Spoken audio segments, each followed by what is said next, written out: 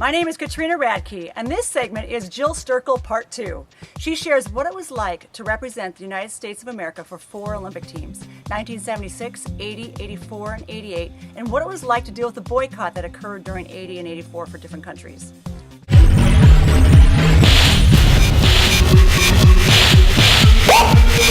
This is Katrina Radke live with Jill Sterkel, 4-time Olympian, 2-time Olympic gold medalist, and 2-time bronze medalist. And we are here today to share a little bit about what it was like swimming in 1976, 80, 84, and 88. Obviously the 80 boycott affected you. You were at your prime during that time. And also in 76, 84, and 88, we know now that the East Germans were on steroids. What was it like dealing with the political issues of the boycott in 1980?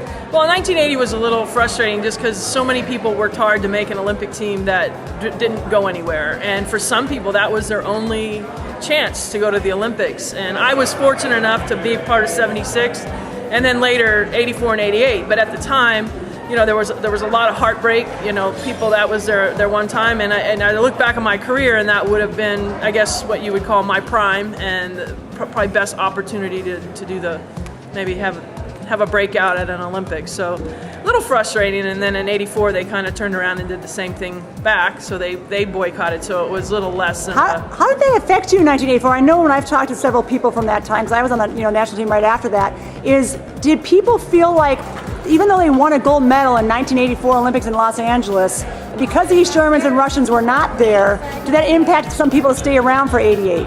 I think so. I mean, and there were, you know, you always have to look for the silver lining and everything. And I think even from 80, you know, the people that didn't get to go, there were some people who stuck it out and swam 4 more years, which kind of increased the age, especially for women. You know, you look back at 76, 80, you know, in 80, the average age of the female swimmer was probably 15, 16, and most people felt like you were washed up after that.